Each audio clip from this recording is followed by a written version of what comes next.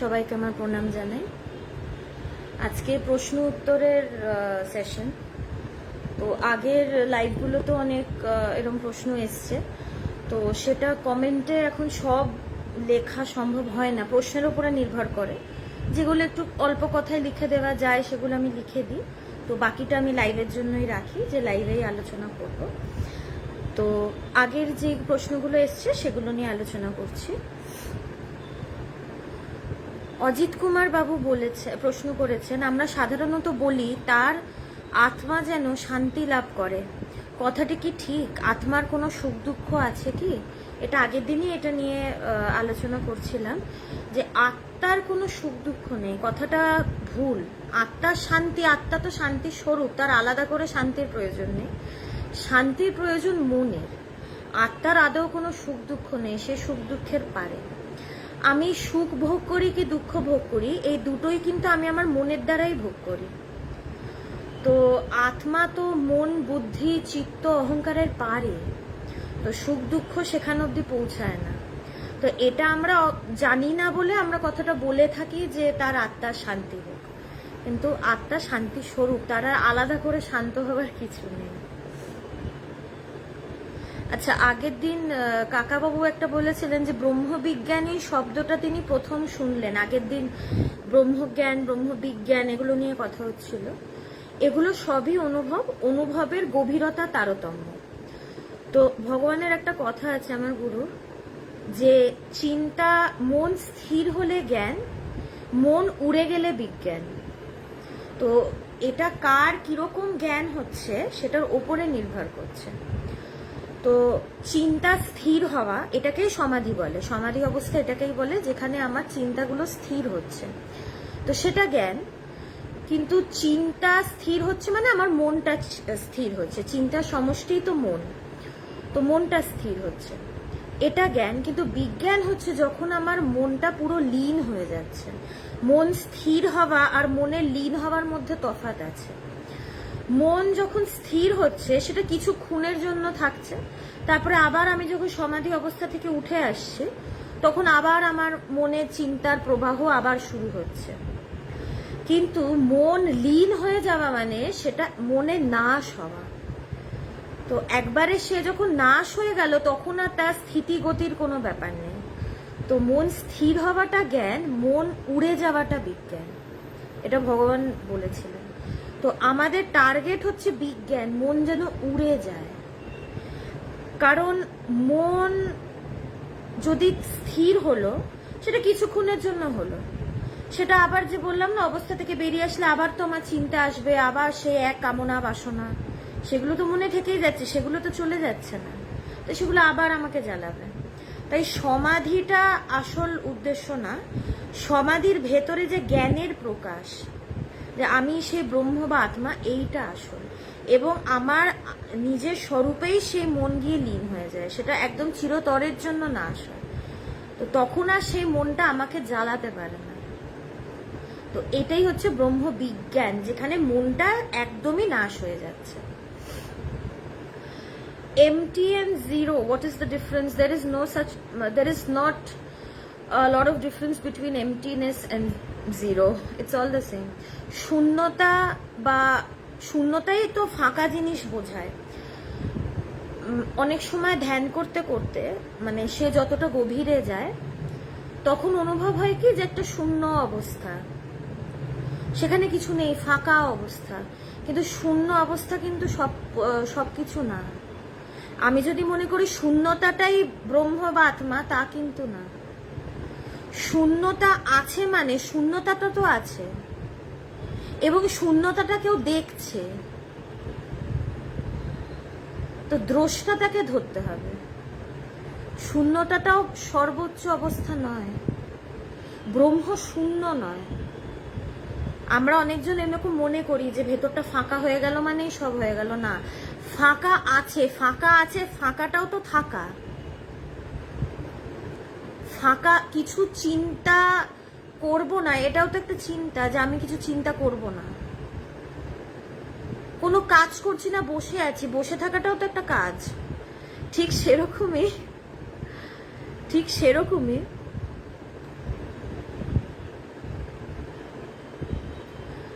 এখানে বলছে শূন্যতাও একটা থাকা, আর শূন্যতাটা আমার যে ভেতরটা শূন্য, এটা তো আমাকে কেউ একজন ধরিয়ে দিচ্ছে বা বলে দিচ্ছে। যে বলে দিচ্ছে তাকে ধরতে হবে।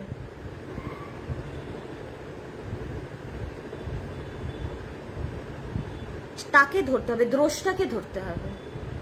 তাই শূন্যতাটা আসল না, দুটো একই, 0 0 একই জিনিস, কিন্তু শূন্যতাটা লক্ষ্য না। ব্রহ্মকে জানা, আমি সেই ব্রহ্মবাদ না। যে দ্রষ্টাটা সবকিছু দেখাচ্ছে, সবকিছু প্রকাশ করছে, সবকিছুকে ধরিয়ে দিচ্ছে, তাকে ধরা।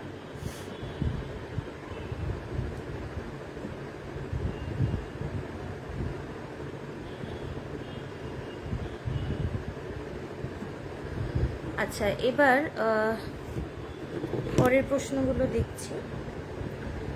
আচ্ছা, জীবন দাস জিজ্ঞেস করেছেন, চোর যদি চুরি করে, চোরকে আমরা ঈশ্বর রূপে দেখা ঠিক হবে? আচ্ছা, একটা কথা বলি, দুর্গাপুজোতে আমরা সবাই প্যান্ডেল দেখি, ঠাকুর দেখি, দুর্গার প্রতিমাটা মাটি দিয়ে করা হয়, অসুরেরটাও কিন্তু মাটি দিয়েই করা হয়, দুটো কিন্তু মাটিরই তৈরি। শুধু যখন রূপ পাচ্ছে, একজন দুর্গা হচ্ছে, একজন অসুর হচ্ছে। যখন এটাকে জলে ভাসিয়ে দেয়, দুজন এক জায়গায় গিয়েই মেশে। একজন এমনি মানুষ, সেও যেমনি স্বরূপত ব্রহ্ম, একজন চোরও স্বরূপত ব্রহ্ম, তার ভেতরেও ঈশ্বর আছে। কিন্তু তার যে চৌর্য বৃত্তি, সে চোর কেন? তার চৌর্য বৃত্তির জন্য সে চোর। এই চৌর্য বৃত্তি তার মনের ব্যাপার। সেও ব্রহ্মস্বরূপ, সে শুধু সেটা জানে না। তার ঈশ্বরত্বটা, তার এই চৌর্য বৃত্তি, তার মনের জন্য ঢাকা পড়ে গেছে। ঢাকা পড়ে গেছে। ঈশ্বর সবার ভেতরে, সবাইকে আমাকে ঈশ্বর রূপেই দেখতে হবে। যে চোর, সে চৌর্য বৃত্তির জন্য চোর, সে তার মনের দাস। তার মন বলছে তুমি চুরি করো, সে করে ফেলছে। সে তার মনের পারে গিয়ে তার আসল সত্তাকে দেখতে পারছে না। অসুর কখন অসুর? সে কিন্তু সেই এক মাটি দিয়েই তৈরি, যেই মাটি দিয়ে দুর্গা তৈরি, সেই মাটি দিয়েই অসুর তৈরি। অসুরের ওপরে যখন আসরিক প্রকৃতিটা আমি চাপাচ্ছি, তখন সে অসুর। প্রকৃতি বাদ দিলে, গুণ বাদ দিলে, সব তো সে ব্রহ্মই। ত্রিগুণাতীত, প্রত্যেকটা গুণের অতীতেই তো সে ব্রহ্মই। তাই মনের পারে সবাই সে ঈশ্বর।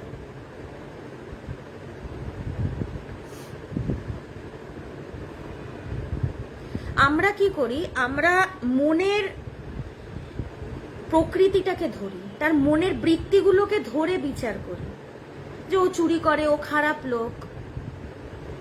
আসলে সে চুরি না করে থাকতে পারছে না, সে তার মনের কথা না শুনে থাকতে পারছে না, তার বৃত্তিটা তাকে ঠেলে ঠেলে করাচ্ছে। আধ্যাত্মিকতা তো এই জন্যই দরকার না।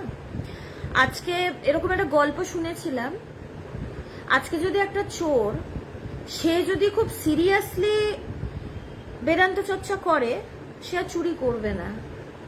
আমরা তো রত্নাকরেরই গল্প জানি। রত্নাকর সে দস্যু, সে খুন করে, আমরা কি বলবো? ভীষণ পাপী সে। কিন্তু নারদ এসে তাকে বলছে যে তুমি যাও, গিয়ে তোমার বাড়ির লোককে জিজ্ঞেস করো, তুমি তো তোমার বাড়ির জন্যই ডাকাতি করছো, খুন করছো, তাদের থেকে চুরি করে তুমি বাড়িতে, এটাই তোমার ইনকাম, তোমার বাড়ির লোকজনকে ভালো রাখার জন্য তুমি এটা করছো, তো এটা তো পাপ কাজ। তো তুমি বাড়িতে গিয়ে জিজ্ঞেস করো যে আমি তো তোমাদের জন্য কাজটা করছি, তোমরা কি আমার এই পাপের ভার একটু বহন করবে? তুমি বাড়ির লোককে গিয়ে জিজ্ঞেস করো। তো প্রথমে বাবা মাকে জিজ্ঞেস করেছে যে বাবা মা, আমি তো এটা করছি, তো আমার এটা তো এমনি তো একটা পাপ, কিন্তু আমি এটা করছি তোমাদেরকে এ রাখার জন্য, আমার আর কোনো উপায় নেই, তো তুমি কি আমার পাপের ভার নেবে? তখন বাবা মা বলছে আমরা কেন নিতে যাব, তুমি করছো, তোমার পাপের ভার তুমি বইবে। যখন স্ত্রীকে বলছে তুমি তো আমার স্ত্রী, তুমি আমার পাপের ভার তো নিশ্চয়ই বইবে, আমি তো তোমার জন্যই এগুলো করছি। একজনের গলার থেকে হার ছিনিয়ে নিয়ে আমি তো তোমার গলাতেই পরাচ্ছি। তখন বলছে না, কাজটা তুমি করছো, তুমি ভোগ করবে। তখন রত্নাকর বুঝছে যে যাদের জন্য আমি করছি তারা কিন্তু আলটিমেটলি আমার পাশে নেই, তাদের শুধু ওই টাকা পয়সাটার দরকার, বাকি কি হচ্ছে না হচ্ছে স্বার্থ। এইটা বুঝেই সে নারদকে এসে বলল তাহলে আমি কি করব। তখন নারদ বলছে তুমি রাম নাম জপ করো। সে তো দস্যু, সে এত খুন করেছে, সে রাম নাম বলতেই পারছে না, রাম রাম বলতে গিয়ে তার মুখ থেকে মরা মরা বেরোচ্ছে, কিন্তু মরা মরা বলতে বলতেই একদিন তার মুখ থেকে রাম বেরিয়েছে। সে কিন্তু কি করেছে, খালি নারদের কথা শুনে সে চোখ বন্ধ করে বসে পড়েছে, নিষ্ঠা দিয়ে বসে পড়েছে, এবং রাম রাম করতে করতেই সেই রত্নাকর একসময় হয়েছে বাল্মীকি, তারপরে তার রামায়ণ রচনা। তাই চোর হোক সে যতই পাপী হোক, আধ্যাত্মিকতা সব করতে পারে, এটা তার ওপরে নির্ভর করে। এক সময় যেই মনটা তাকে দিয়ে খুন করাতো, ডাকাতি করাতো, সেই মনটাই কিন্তু রাম নাম করতে গিয়ে পাল্টে গিয়ে তাকে রত্নাকর থেকে বাল্মীকি করলো। আমরা অঙ্গুলিমালের গল্প জানি, তিনি আঙুল কেটে কেটে মালা লাগিয়ে তিনি ডাকাতি করতেন, মানে তাকে ভীষণ সবাই ভয় পেত। কিন্তু বুদ্ধর জবে থেকে তার বুদ্ধের সাথে দেখা, তিনি কিন্তু একদম পাল্টে গেলেন, তিনি সন্ন্যাস নিলেন। তো এখানে সে চুরি করুক যাই করুক, ভেতরে ঈশ্বর স্বরূপ সবাই, সে শুধু সেটা জানে না, তাকে শুধু ধরিয়ে দেন।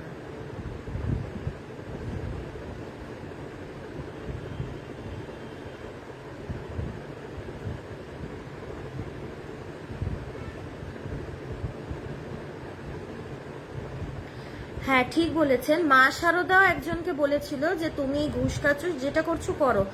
এখন কি এটাও ঠিক, একটা কথা আছে যে লক্ষ্যে ঘুড়ি কাটে কয়েকজনা, সেই ভোকারটা, সেই জ্ঞান লাভ কিন্তু কয়েকজনের হয়। আধ্যাত্মিক পথে অনেকজন আসে হয়তো, কিন্তু সবাই কিন্তু সেই জ্ঞান লাভ হয় না। মাকে যখন সে এসে বলছে আমাকে ঘুষ নিতে হয়, আমাকে তো বাড়ির জন্য করতে হয়, মা নিশ্চয়ই বুঝেছিলেন যে তার এখনো কাজের ব্যাপারটা রয়েছে। আধ্যাত্মিক পথে যদি আমি তাকে আসতে বলি, সে মন দিয়ে করতে পারবে না, তাই তাকে মা বলেছে যেটা করছো করো। তিনি তো মা, এটাই তো সৌন্দর্য না তাদের। এখানে কিন্তু চাপিয়ে দেওয়ার কিছু নেই। যত মহাপুরুষ পৃথিবীতে এসছেন বা অবতার পুরুষেরা এসছেন, তারা কারোর উপরে কিছু চাপিয়ে দেননি যে তোমাকে করতেই হবে, ঈশ্বরকে ডাকতেই হবে। ঠাকুরের কাছে কতজন এসছে, ঠাকুর কিন্তু মানে তাদের মন বুঝে কথা বলেছে। সবাইকে কিন্তু সেই চরম ঈশ্বরের কথা বলেনি, যেটা স্বামীজি বা স্বামীজিদের সেই বয়সে যারা ছোট ছোট ছেলেরা ছিল তাদেরকে কিন্তু, মানে তাদের ছাড়া সবাইকে কিন্তু বলেনি। মন বুঝে, সংস্কার বুঝে, তাদের কামনা বাসনা দেখে তারা কারোর ওপরে কিচ্ছু চাপায় না। মা হয়তো এই জন্যই বলেছিল তুমি যা করছো করো, কারণ মা হয়তো বুঝেছিলেন যে এখন যদি আমি তাকে ঈশ্বরের উপদেশ দিই, সে হয়তো সেটাকে গ্রহণ করতে পারবে না। তাই তার কামনা বাসনা একটু কমুক, তারপরে তার সময় হলে তাকে বলা যাবে। এগুলো না কিছুটা সময়ের ব্যাপার আছে, যার যখন সময় হয় তার তখনই অপরচুনিটি, তার আগেও না তার পরেও না।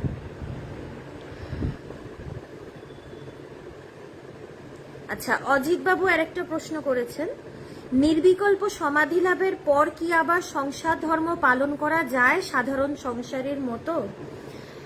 নির্বিকল্প সমাধির পরে সাধারণ সংসারের মতন সংসার করা যায় না, কারণ সংসার যে আমরা করছি, আমরা কিভাবে সংসার করছি?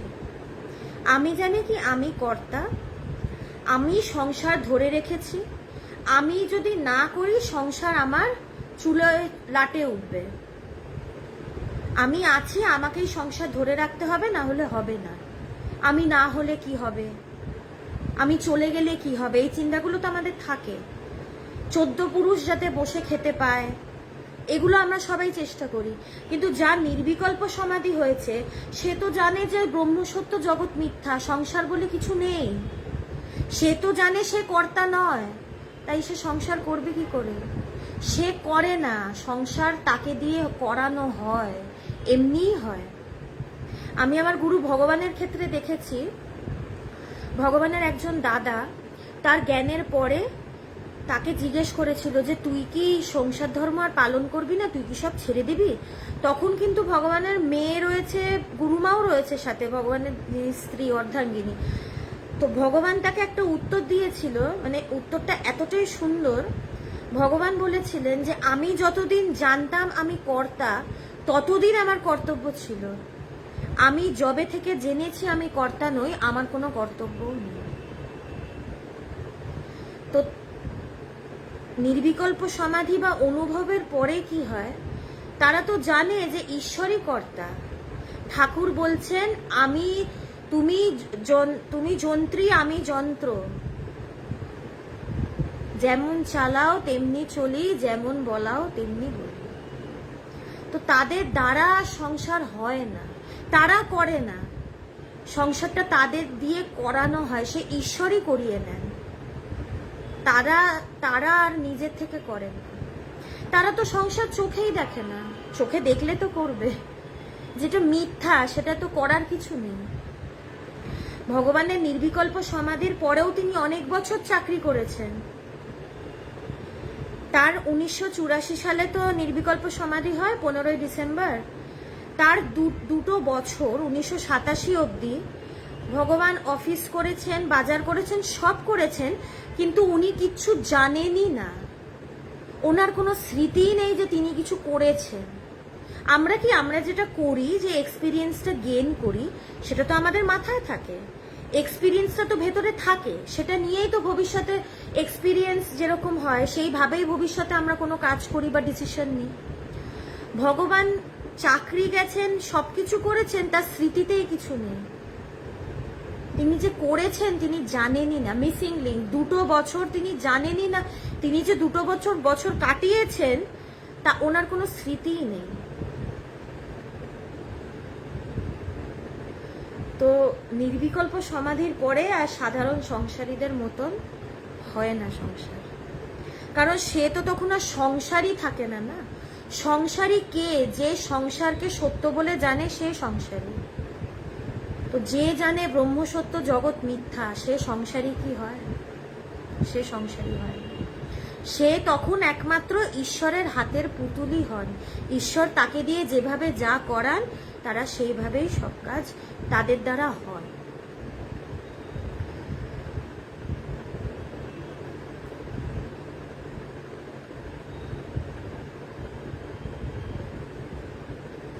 আচ্ছা, অভিষেক, তুমি যেটা জিজ্ঞেস করছো, নাম ধরেই বলছি, দাদা না ভাই আমি ঠিক বুঝতে পারছি না কি বলে বলবো, তো নাম ধরেই বললাম। সংসার কি শুধু পরিবার, চাকরি, দায়িত্ব, এটাই কি সংসার, নাকি এর বাইরে অন্য কিছু? সংসার বলতে আমার নিজের পরিবারের মানে বংশের বৃদ্ধি, চাকরি, আমার নিজের লোকেদেরকে ভালো রাখা, এবং সংসারে থেকে আমার যেটা কামনা বাসনা সেটা পূরণ করা। এর বাইরে তো সংসার কিছু না, এটাই সংসার। এবং এইটা করতে গিয়ে তো মানুষের এই অবস্থা। আশ্রমে তো কত মানুষ আসে, তারা একটা কথাই বলে, স্বামীজিদেরকে বলে, স্বামীজি বাবা সংসারের যা কষ্ট। সবাই কিন্তু আমরা জানি যে সংসারে কষ্ট, কিন্তু মহাপুরুষরা যখন বলছে যে সেটার প্রতি আসক্তি রেখো না, সেটাও আমরা করতে পারি না। সংসার তো এটার বাইরে কিছুই না। সন্তান উৎপাদন, নিজের ভোগ, কামনা বাসনা পূরণ করা, আর কিচ্ছু না। সংসার বলতে দুটোই বোঝায়, এর বাইরে কিছু না। কিন্তু যখন সেই সত্যের অনুভব হয় তখন বোঝা যায় যে সংসার বলে আদৌ কিছু নেই। শাস্ত্রে আছে না, বসুদেব কুটুম্বকম, তখন সে আর 4 জনের পরিবার দেখতে পারে না। তখন তো সে পুরো পৃথিবী তার পরিবার, সবাই তার আপন, তখন আর তার নিজের বলে কিছু থাকে না।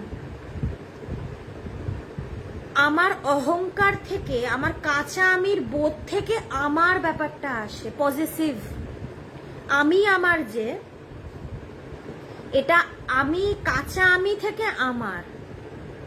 কিন্তু যে পাকা আমির খোঁজ পায়, যে জানে ব্রহ্ম ব্যতীত দ্বিতীয় বস্তু নেই, তার আমার বলে আর কিছু থাকে না। আমি আমারে তো দুইয়ের ব্যাপার না।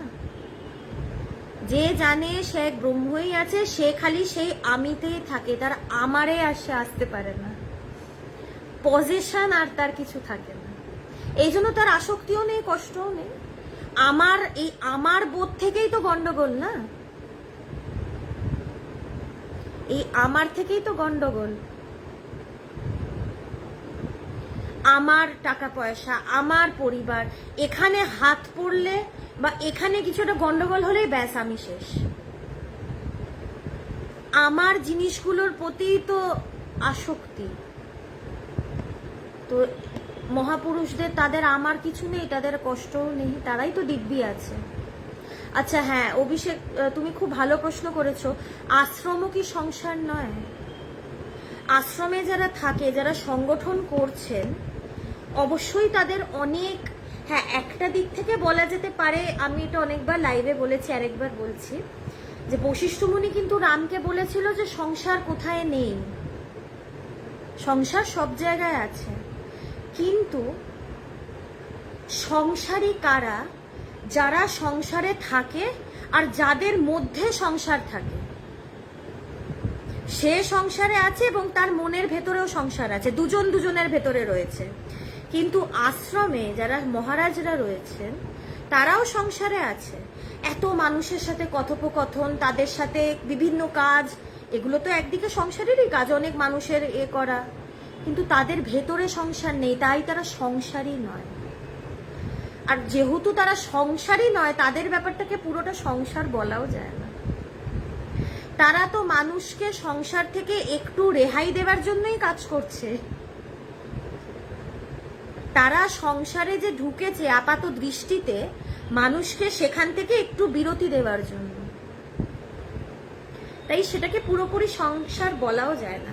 সংসারে আমরা যাই কাজ করি না, সেটা তো নিজের জন্য করি, সেটা তো নিজের জন্য করি। কিন্তু তারা যে কাজটা করে সেটা তো নিঃস্বার্থে, পরের জন্য, পরের হিতের জন্য। তাই ঠিক সংসারের ক্রাইটেরিয়ার সাথে ঠিক মানে মেলে না ব্যাপারটা। কিন্তু তারা কিন্তু আমাদের থেকেও কঠিন কাজ করছে মহারাজরা।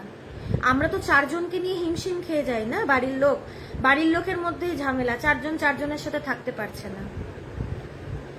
কিন্তু তারা এত মানুষের সাথে যোগাযোগ, কথা বলা, তাদের কাজ আরো কঠিন, কিন্তু তারা খুব সুন্দরভাবে কাজটা করছে। এই বললাম না, তাদের ভেতরে আসক্তি নেই, তাদের ভেতরে সংসার নেই।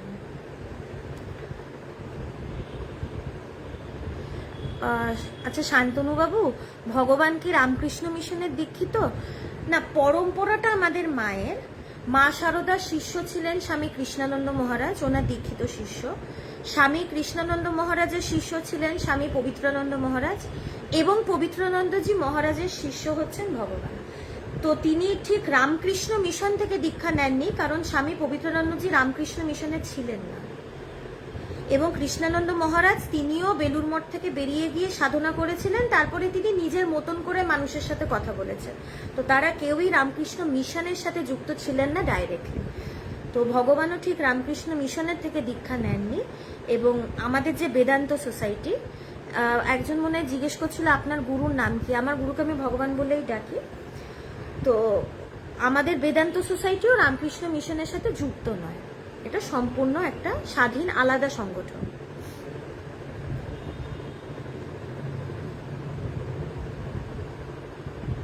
আচ্ছা, কিছু কমেন্ট যদি মিস হয়ে যায় কিছু মনে করবেন না, হ্যাঁ।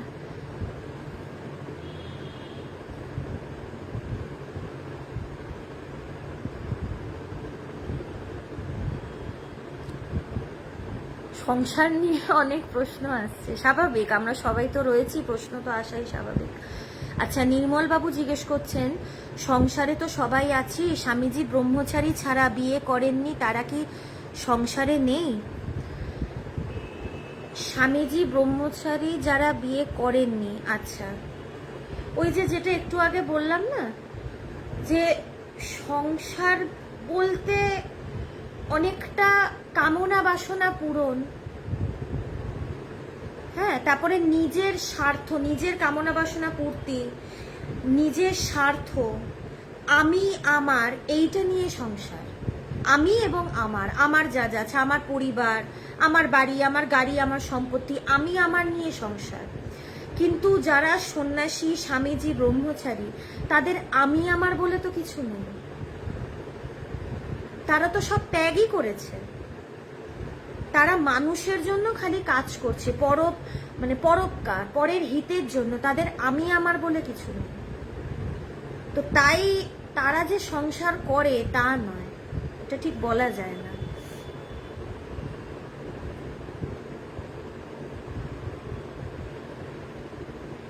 কিন্তু আরেকটা কথা বলি, আমাদের যে প্রাচীন সিস্টেম ছিল বৈদিক যুগে, সেখানে যে চতুর আশ্রম, সেখানে একটা আশ্রম কিন্তু গারস্থ আশ্রম ছিল।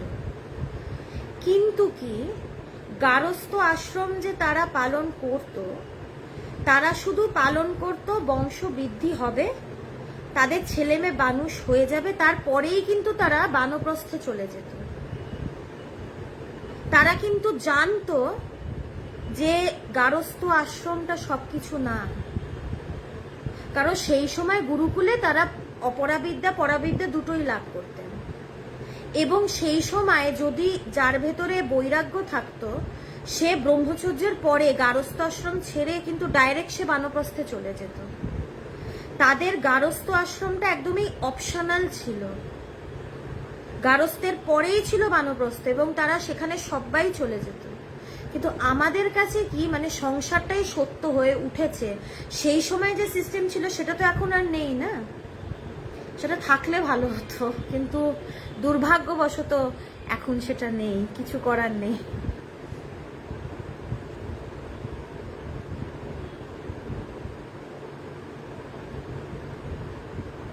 আচ্ছা, শান্তনুবাবু জিজ্ঞেস করছেন, ভগবান লাভ মানে কি? ভগবান লাভ মানে নিজেকে লাভ করা। এখানে ঈশ্বর বলতে আলাদা কিছু কিন্তু নেই। আমরা মনে করি ঈশ্বর আকাশে থাকেন, বা যারা তার থেকে আরেকটু উন্নত, আমরা মনে করি সবার ভেতরেই সেই ঈশ্বর রয়েছেন। কিন্তু ঈশ্বর সবার ভেতরে রয়েছেন তা না, আমরাই ঈশ্বর স্বরূপ। আমার গুরুদেব সবসময় বলেন মানুষই ভগবান। ঠাকুর বলছেন না, জীবনের উদ্দেশ্য ঈশ্বর লাভ। মানে কি, ঈশ্বরকে লাভ করলাম মানে আমি নিজের স্বরূপকেই লাভ করলাম। সেই আত্মা বা ব্রহ্ম বা ঈশ্বর বা ভগবান, এক একজন এক এক নামে ডাকে। এই ভগবান লাভ করা মানে নিজের আসল স্বরূপকে লাভ করা, নিজের আসল পরিচয়টাকে জানা। এখানে আলাদা করে কিছু পাওয়ার নেই। কিন্তু আমি সেই ব্রহ্ম স্বরূপই, আমি হয়ে আছি, আমি শুধু জানি না, শুধু জেনে নিতে হবে। এখানে হওয়া হবির কোনো ব্যাপার নেই, বা বাইরে থেকে কিছু আলাদা করে লাভ করারও ব্যাপার নেই।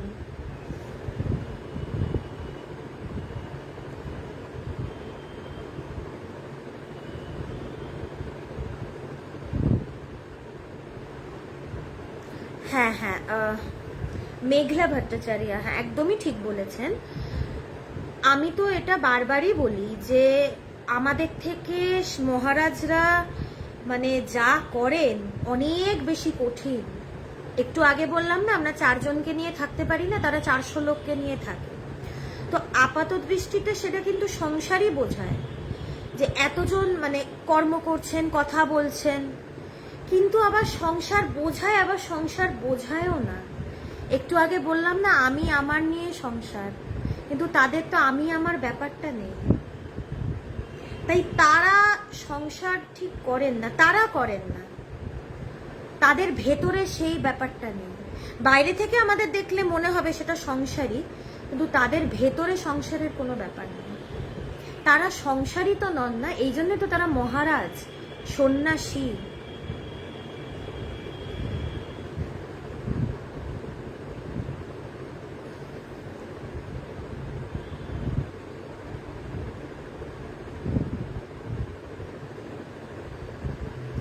আচ্ছা, আমি কে? সঞ্জয় বাবু জিজ্ঞেস করছেন। আমি আমি সেই ব্রহ্মবাত্মা, আহম ব্রহ্মাস্মি, আয়মাত্মা ব্রহ্ম, প্রজ্ঞানম ব্রহ্ম। এইগুলো আমাদের শাস্ত্রের মহাবাক্য, 4টে মহাবাক্য আছে। আমি সেই ব্রহ্ম বা আত্মা, এটাই আমার আসল স্বরূপ। আমি এই শরীর নই, আমি এই মন নই, আমি এই বুদ্ধি নই, আমি এই চিত্ত নই, আমি এই অহংকার নই, আমি সেই ব্রহ্ম বা আত্মা। এটা অনুভব না করলে বোঝার উপায় নেই। সংসার ধর্ম বড় ধর্ম কেন বলে? যারা চায় না সত্যকে জানতে তারা এই সব কথা বলে, সংসার ধর্ম বড় ধর্ম। এই ধর্ম পালন করে ধর্ম কোনটা? আগে এইটা বুঝতে হবে ধর্ম কি। আমরা ধর্মের ব্যাপারে কিচ্ছু জানি না।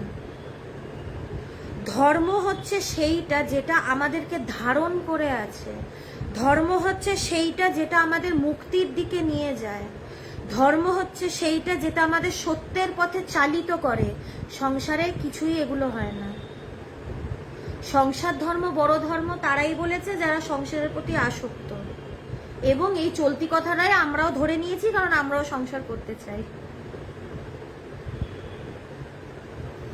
তো এই কথাটার এমনি কোনো মানে নেই। কোনো মহাপুরুষকে বলতে শুনেছি? ঠাকুরের মুখ থেকে কোনোদিন শুনেছি সংসার ধর্ম বড় ধর্ম? আমি সমাজের চলতি কথা নেব না ঠাকুরের কথা নেব?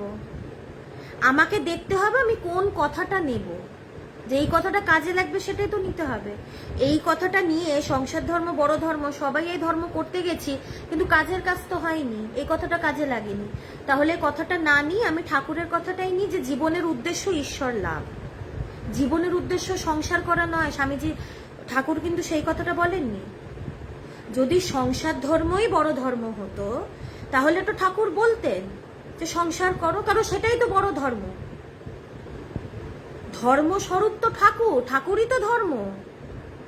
তিনি কিন্তু সেই কথাটা বলেননি। কথা তো নেব ঠাকুরের কথা।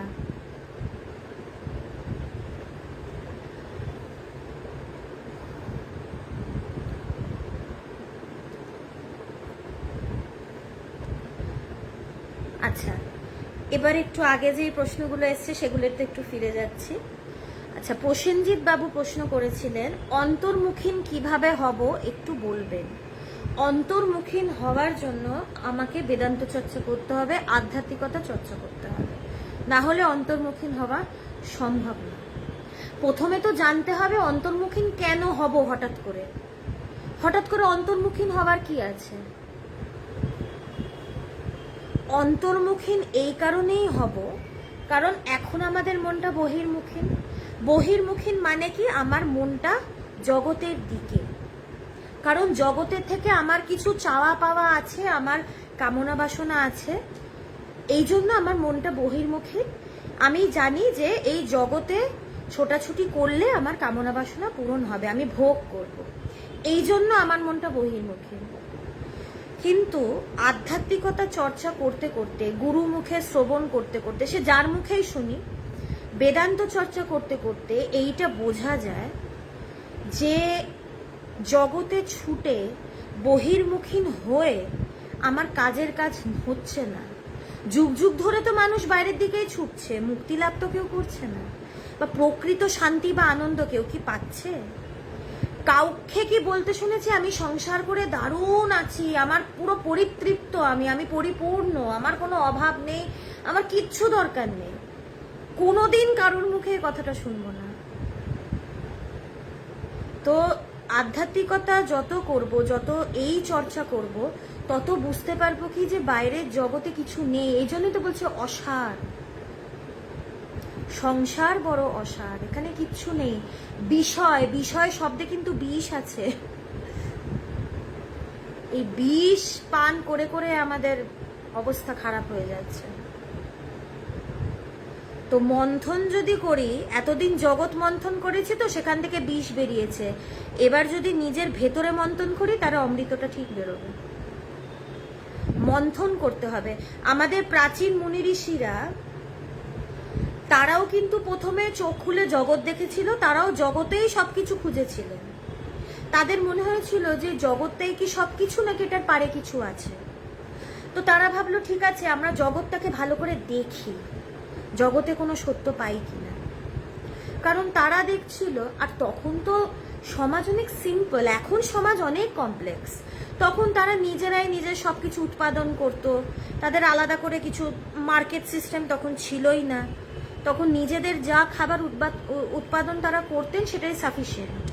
তো তারা দেখতো আমাদের তো সব কিছুই আছে, সিম্পল লাইফ, কিন্তু তাও আনন্দটা পুরোপুরি হচ্ছে না কেন? তাদের ভেতরে প্রশ্নটা এসেছিল। তখন তারা ভাবছিলেন যে ঠিক আছে, আমরা তাহলে জগৎটাকে আরো ভালো করে দেখি, এটার মধ্যে আনন্দ পাই কিনা। জগৎ দেখতে গিয়ে, জগতের সত্য খুঁজতে গিয়েই কিন্তু অনেক কিছু আবিষ্কার। আজকে যে আমাদের সায়েন্টিফিক ডিসকাভারি হচ্ছে, সেটা জগতের সত্য খুঁজতে গিয়ে হচ্ছে। এই ডিসকাভারিগুলো আসল না, এগুলো বাই প্রোডাক্ট, কিন্তু আমাদের মনগুলো চলে গেছে এই ডিসকাভারির দিকে। সায়েন্টিস্টরা যে বিভিন্ন জিনিস আবিষ্কার করছে, সেটা সত্য খুঁজতে গিয়ে হয়ে যাচ্ছে আবিষ্কার, হয়ে যাচ্ছে। তো ঋষিমুনিরাও যখন দেখলেন, জগতে খুঁজলেন, তারা অনেক কিছু জাগতিক জিনিস আবিষ্কার করলেন, যেটাতে তাদের জীবনটা অনেকটা সহজ হলো, কিন্তু ভেতরের অভাব মিটল না। তখন তারা ভাবলেন যে ঠিক আছে, বাইরে গিয়ে যখন হচ্ছে না, বাইরে দেখে জগতে সবকিছু খুঁজে আমার যখন অভাব মিটছে না, আমার কামনা বাসনা পূরণ হচ্ছে না, বরঞ্চ বেড়েই চলেছে, তাহলে একটু ভেতরে দেখি, একটু অন্তর্মুখীন হয়ে দেখি আমার কাজ হয় কিনা। এই জন্যই আধ্যাত্মিকতা।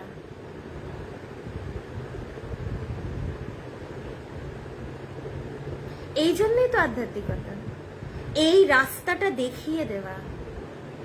এই জন্যই তো মহাপুরুষরা যুগ যুগ ধরে আসেন, অবতাররা যুগ যুগ ধরে অবতরণ করেন, এইটাই মনে করিয়ে দেওয়ার জন্য যে বাইরে খুঁজে পাবে না।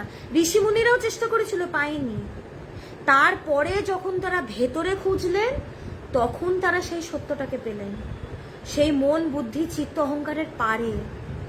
তখনই তো বললেন, শ্রীনান্ত্ব বিশ্বে অমৃতস্য পুত্রা, হে শোনো বিশ্ববাসী, তুমি সেই অমৃতের পুত্র। তখনই তো এই ঘোষণা তাদের ভেতর থেকে বেরিয়ে এলো। তো এই জন্যই অন্তর্মুখীন হওয়া, তাই অন্তর্মুখীন হওয়ার জন্য এই বেদান্ত চলছে, আধ্যাত্মিকতা। এটা ছাড়া উপায় নেই।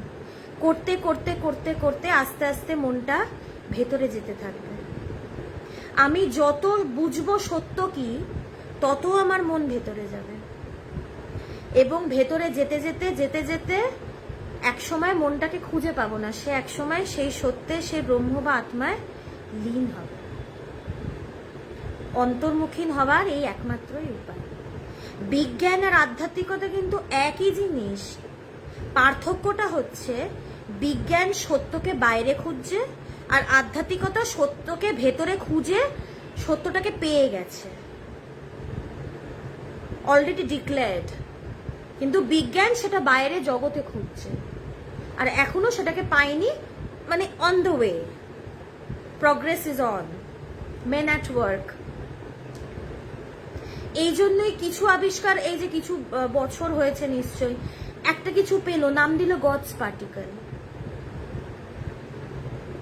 সায়েন্টিস্টরাও কিন্তু একটাই তাদের প্রশ্ন, এই সৃষ্টি হলো কোথা থেকে? ঋষিমুনিদেরও একই প্রশ্ন ছিল, সৃষ্টি হলো কোথা থেকে? কিন্তু তারা ভেতরে খুঁজে, তারা যখন সেই ব্রহ্মকে জানলো, সেই ব্রহ্মকে অনুভব করলো, তারা বুঝলো কি সৃষ্টিটা আদৌ নেই। অনুভবের ব্যাপার সবই, মুখে বললে কিছু বোঝা যাবে না। এই যে বিগ ব্যাং থিওরি বা নেবুলার থিওরি, এগুলো সব থিওরি। থিওরি মানে সেটা সত্য না, অ্যাজাম্পশন। একটা ব্যাং হলো, তারপরে একটা ছোট্ট হোল ছিল, সেখান থেকে বেরিয়ে হলো। ব্যাংটাই বা হলো কেন? এত বড় ইউনিভার্স সেই ছোট জিনিসের মধ্যে ছিলই বা কি করে? কি করেই বা বেরিয়ে এলো? যারা বড় বড় বৈজ্ঞানিক না, Albert Einstein, Nikola Tesla, Newton, যারা মননশীল, তারা কিন্তু অনেকটা সত্যের কাছাকাছি যায়। আইনস্টাইন কিন্তু বলে গেছিলেন যে এই সৃষ্টি যেরকম, এইটার একটা স্রষ্টা থাকতেই লাগে, একটা স্রষ্টা থাকতেই লাগে, না হলে সম্ভব না। নিকোলা টেসলা বলে গেছিলেন যে আমাদের এই পৃথিবী তো একটা ক্যালকুলেশনে চলছে না। এই যে সেন্ট্রিপিটাল ফোর্স, সেন্ট্রিফিউগাল ফোর্স, আমাদের গ্র্যাভিটেশনাল ফোর্স, এটা প্রত্যেকটা তো একটা মাত্রায় রয়েছে। আজকে ভাবুন না, যদি গ্র্যাভিটি ভীষণ বেড়ে যায় তাহলে তো আমরা মাটির তলায় চলে যাব, বা গ্র্যাভিটি যদি কমে যায় তাহলে তো আকাশে উড়ব। অনন্তকাল ধরে একটা পয়েন্টেই এটা মেনটেন রয়েছে। সেন্ট্রিপিটাল ফোর্স, সেন্ট্রিফিউগাল ফোর্স, একটু যদি ডিসব্যালেন্স হয় আর্থ তো ছিটকে চলে যাবে স্পেসে। এত অনন্তকাল ধরে এইভাবে যে মেনটেন হচ্ছে। নিকোলা টেসলা বলে গেছিলেন, তিনি কিন্তু বৈজ্ঞানিক ছিলেন, তিনি বলে গেছিলেন একটা সুপার পাওয়ারকে থাকতেই লাগে, কিছু একটা আছে। তারা যেহেতু মননশীল ছিলেন, তারা এটা ধরতে পেরেছিলেন কিছু একটা আছে। তাই মননশীল, যত অন্তর্মুখী হব না তত মননশীল, মানে বিচার, আধ্যাত্মিকতায় বিচার একটা বিরাট ভূমিকা পালন করে। তাই বিচার করতে হবে। তারা মননশীল ছিলেন, তারা হয়তো কিছুটা গভীরে গেছিলেন, কিন্তু পুরোটা তারা জানতে পারেননি, পুরোটা তারা জানতে পারেননি। তাই বিজ্ঞান যা খুঁজছে, আধ্যাত্মিকতা অনেক বছর আগে সেটার উত্তর অলরেডি দিয়ে দিয়েছে। বিজ্ঞান যদি কোনোদিন সত্যকে খুঁজতে পারে তাহলে সেই একই জায়গায় আসবে, ব্রহ্ম সত্য জগৎ মিথ্যা, ব্রহ্ম ব্যথিত দ্বিতীয় বস্তু। এখন আমি কোথায় খুঁজবো এটা আমার ব্যাপার। আমি যদি চাই একটু তাড়াতাড়ি খুঁজতে, তাহলে আমাকে অন্তর্মুখীন হতে হবে। আর যদি একটু হেলতে দুলতে খুঁজতে চাই তাহলে বহির্মুখীন, যেখানে সমাধান হবে কিনা কোনো গ্যারেন্টি নেই। কিন্তু আচ্ছা, জীবনবাবু প্রশ্ন করছেন, রামকৃষ্ণ পরমহংস বিবাহিত ছিলেন, তিনি কি সুখী হননি? তিনি বিবাহিত ছিলেন, কিন্তু তিনি কি সংসার করেছেন?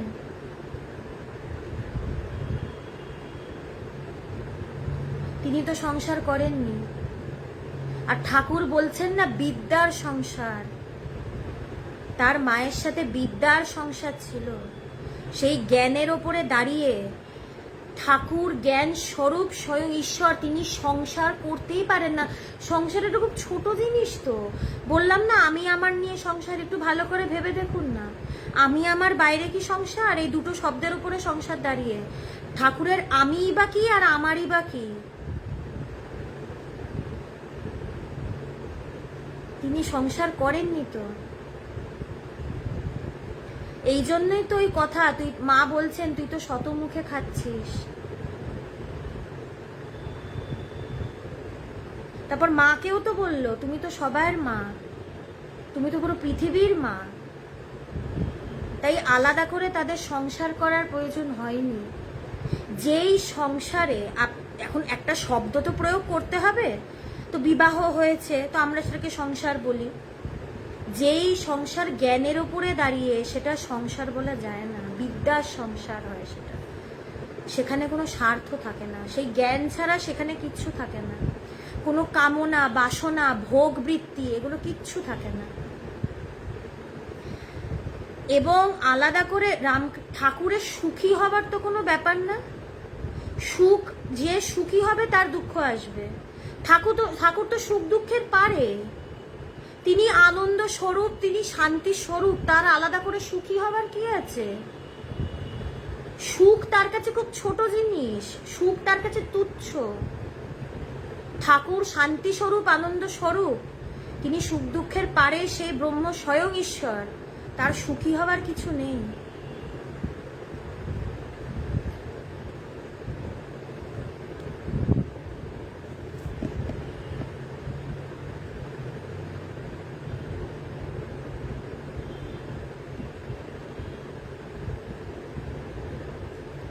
আচ্ছা, জীবনবাবুই আবার প্রশ্ন করেছিলেন ব্রহ্ম আসলে কি?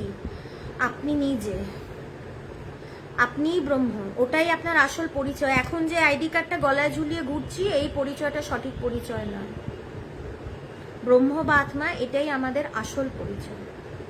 এবং ঠাকুর যে বলেছেন জীবনের উদ্দেশ্য ঈশ্বর লাভ, মানে এই ব্রহ্মকে জানার কথাই বলেছেন। এইটাই আমাদের সবার জীবনের উদ্দেশ্য, নিজের আসল স্বরূপকে জানা। এবং আমি সেই ব্রহ্ম বা আত্মা।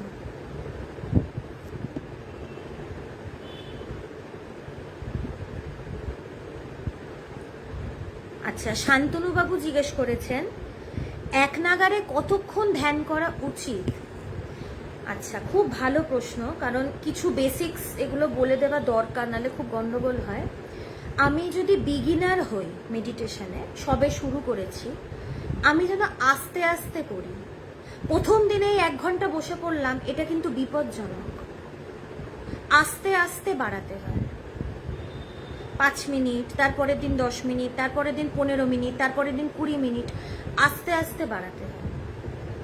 আর ধ্যানটা না, এটা যার যার তার, যে যতক্ষণ করতে পারে সে তত। এখানে কোনো সময়ের ব্যাপার নেই যে 5 মিনিটের বেশি করা যাবে না বা আধ ঘন্টাই করতে হবে, এরকম না। আমি তো ধ্যানে বসছি আত্ম অনুসন্ধান করার জন্য, নিজেকে জানার জন্য। স্থান, কাল, পাত্র, সময়, এটার পারে যাওয়ার জন্য। তাই সময় বেঁধে করার তো কিছু নেই না। আমি তো সময়ের পারে যাওয়ার জন্য ধ্যানে বসছি।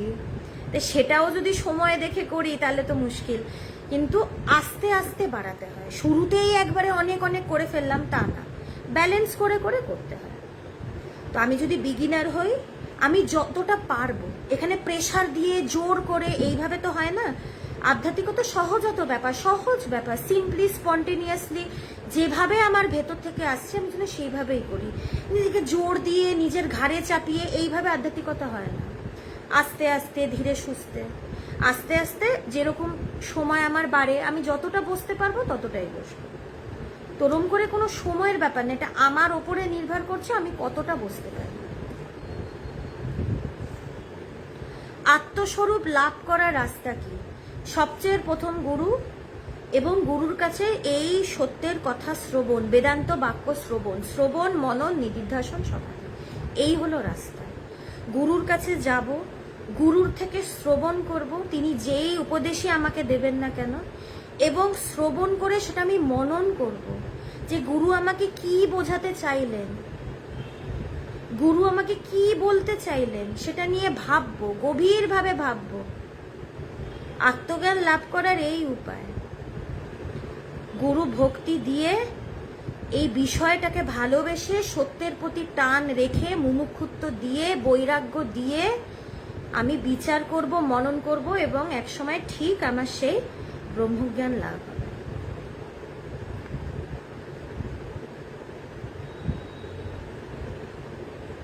আচ্ছা দেবাশিস বাবু, আপনি যেই কথাটা বলছেন ধ্যান আবার করা যায়, ধ্যান হয়, এটা কিন্তু অনেক উঁচু কথা।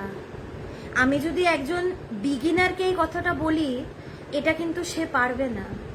যে অনেক বছর ধরে ধ্যান করছে বা যে আধ্যাত্মিকভাবে উন্নত, সে এই কথাটা বলবে যে ধ্যান করতে হয় না, একসময় ধ্যান হয়। এই ধ্যান হওয়াটাকেই তো বলছে নিদিধ্যাসন, এই নিদিধ্যাসনের পরেই সমাধি। কিন্তু যে শুরু করছে সবে, তাকে আমি এটা বললে সে তো এটা বুঝবে না না। আর এটা তো অত সোজা নয়, শুরু থেকেই যে ধ্যান হয়ে যায় তা না। প্রথমে ধ্যান করতে হয়, করতে করতে এক সময় করতে হয় না, পরবর্তীকালে দেখবো ধ্যান হচ্ছে, কিন্তু তার আগে করতে হবে। এটা তো লেভেল অনুযায়ী না, যে যেই লেভেলে আছি সেই লেভেলের তো কথা বলার ব্যাপার।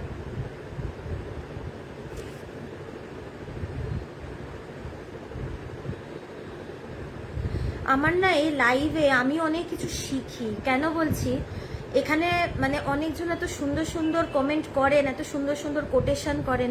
এই যে নজরুলের, বিক্রমবাবু নজরুলের যে কোটেশন দিয়েছেন, আমিও শিখি। কিন্তু মানে একটাই অসুবিধে, লাইভে একটু একতরফা মানে আলোচনা হয়, আমার কমেন্ট ছাড়া ইন্টারাকশনের কোনো উপায় নেই। কিন্তু এটার এইগুলো দেখে আমি অনেক কিছু শিখি।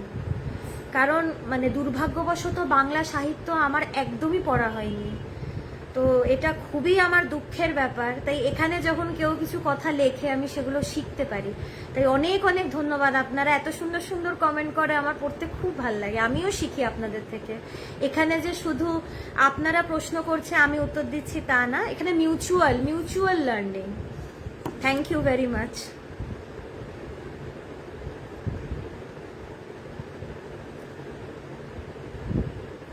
আচ্ছা, শান্তনুবাবু আর একটা প্রশ্ন করেছেন, ধ্যান আর যোগাসনের মধ্যে কি সম্পর্ক আছে?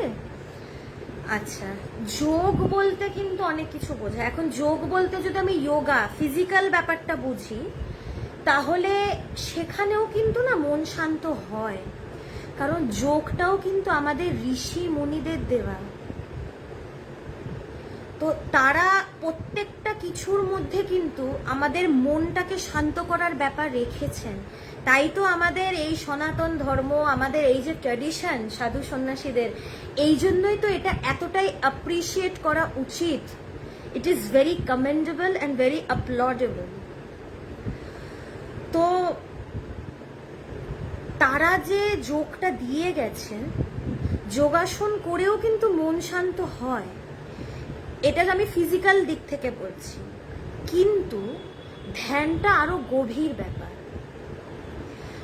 যোগা করতে গিয়ে আমার মেন ফোকাসটা থাকে শরীর, সেখানে ধ্যানের কন্ট্রোলে আমার মনটা একটু শান্ত হয়, আমার অজান্তেই হয়।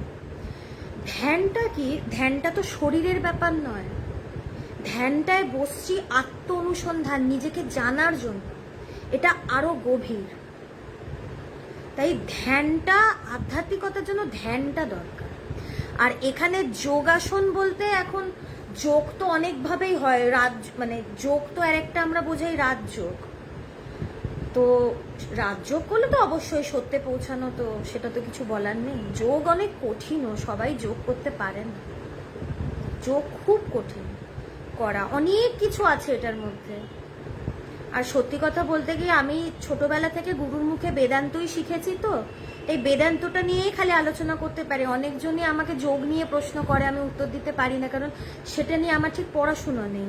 তো না জেনে তো আমি কিছু বলতে পারি না না। কিন্তু যোগ খুব কঠিন, এবং গুরুর উপদেশ ছাড়া যোগ করা অসম্ভব। কিন্তু যোগাসন বলতে যদি আপনি যোগা বোঝান, তো সেটার সাথে তো ধ্যানের তফাৎ আছে। কারণ ধ্যানে আমি বসছি শরীরের পারে যাওয়ার জন্য, দুটোর উদ্দেশ্য এক নয়, উদ্দেশ্য আলাদা। যোগা আমি করছি ফিজিক্যাল ফিটনেসের জন্য, আর ধ্যান করছি আমি শরীর, মন, বুদ্ধি, অহংকার এটার পারে যিনি আছেন তাকে খোঁজার জন্য। তো ধ্যান আর যোগাসনের মধ্যে তো তফাৎ আছে।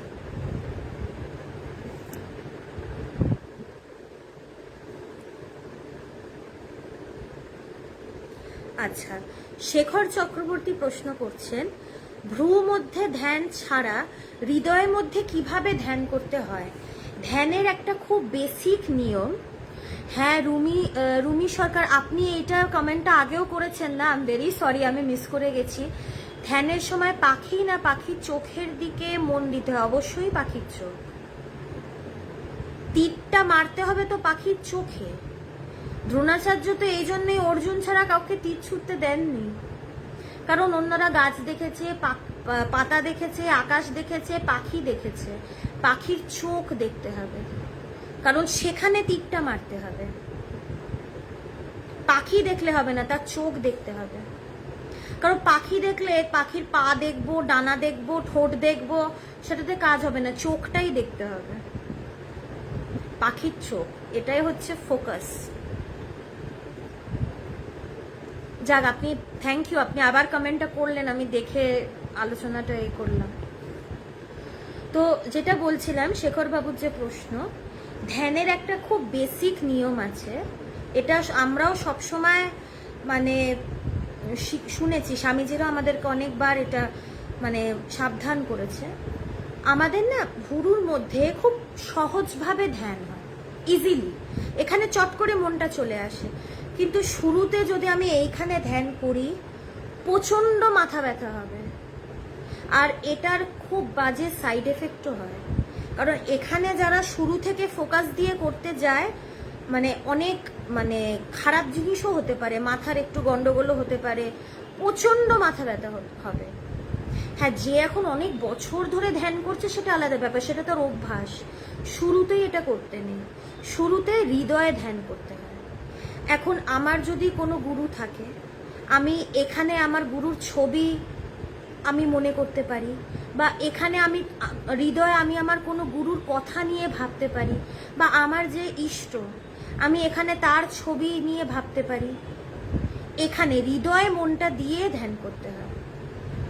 এখন আমাদের কি অবলম্বন থাকলে সুবিধে, আমাদের মন সবসময় একটা অবলম্বন চায়, তো এই জন্যই বললাম ইষ্টের চিন্তা করা, গুরুর চিন্তা করা, বা গুরুর কোনো কথা বা কোনো বেদান্তের কথা সেটা নিয়ে আমি বিচার করলাম, এইভাবে হৃদয়ে ধ্যান করতে হয়। এখানে একটা ছবি মনে করে সেইখানে মনটা দিতে হয়। আমি চোখ বন্ধ করে আমি যদি কৃষ্ণের ভক্ত হই, আমি যদি মাধবের ভক্ত হই, তখন আমি হৃদয়ের মধ্যে আমি মাধবের একটা ছবি ভাববো, ভেবে আমি মাধবের সেই ছবিটার ওপরেই মন রাখার চেষ্টা করব। এইভাবে হৃদয় ধ্যান করতে হয়।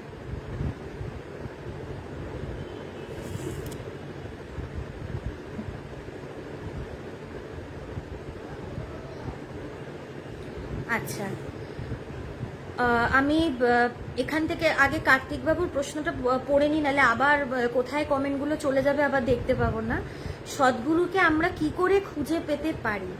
আচ্ছা, এখানে না কিছুটা একটু দৈবী ব্যাপার কাজ করে। যে মুমুক্ষু, যে সত্যকে ভীষণভাবে চায়, সদ্গুরু তার কাছে চলে আসেন, তাকে খোঁজে যেতে হয় না, সে চলে আসে। আমি যদি মন প্রাণ দিয়ে চাই তাহলে চলে আসবে, আমার কাছেই চলে আসবে। বাকি আমিও যদি খোঁজ করতে চাই, আমার মুমুক্ষুত্ব যদি থাকে এবং আমি যদি খুঁজতেও যাই, সদ্গুরু আমি পাবই। এবং সদ্গুরু মানে কি? যে নিজেকে জেনেছে এবং যার কাছে গিয়ে মানুষ নিজেকে জানতে পারে, সেই সদ্গুরু। যে ভালোবাসা দিয়ে মানুষকে তার স্বরূপের সাথে পরিচয় করিয়ে দেয়। গুরু কিন্তু সবাই হতে পারে না, গুরু শক্তি আলাদা ব্যাপার। আমি ভগবানের কথা কেন বলি, অনেকজনই তো গুরুর খোঁজ করছে, অনেকজনই জিজ্ঞেস করে কোথায় পাবো, কাকে পাবো, কে আছে। এখন আমি তো পুরো অনেক গুরু রয়েছে সব জায়গায়, প্রচুর সাধু মহারাজ অনেক গুরু রয়েছেন, কিন্তু তাদেরকে তো আমি দেখিনি বা তাদের সাথে আমি ওঠা বসা করিনি। আমি আমার গুরুর সাথে ওঠা বসা করেছি, আমার গুরু কৃপাতে আমি তার সঙ্গ পেয়েছি এবং তার কাছে গিয়ে আমি সব পেয়েছি, আধ্যাত্মিকভাবে যা পাবার আমি সব পেয়েছি। তো আমার এই গুরুর কাছে এসে পাওনা হয়েছে বলেই তো আমি আমার গুরুর কথা সবাইকে বলি, কারণ আমি তার কথাই খালি জানি। তাই আমি যদি বলি, আপনার যদি গুরুর খোঁজ আপনি করে থাকেন, আপনি আসুন, এনার কাছে আসুন, দেখুন, কথা শুনুন, ভালো লাগবে থাকবে, না ভালো লাগলে থাকবেন না, কেউ তো জোর করে কাউকে আটকে রাখবে না। তো আমি যদি চাই আমি গুরু পাবোই পাবো। এবং বেদান্ত সোসাইটিতে প্রচুর দেখেছি এরকম, যে এসে তারা বলে যে ভীষণভাবে চেয়েছিলাম আমি যেন একটা জায়গা পাই, একটা গাইড পাই। আর বেদান্ত সোসাইটিতে এসে তারা বলে যে একদম ঠিক জায়গায় চলে এসেছি, ভীষণভাবে চেয়েছিলাম। চাইলেই পাওয়া যায়, আমি যদি চাই আমি ঠিকই পাবো।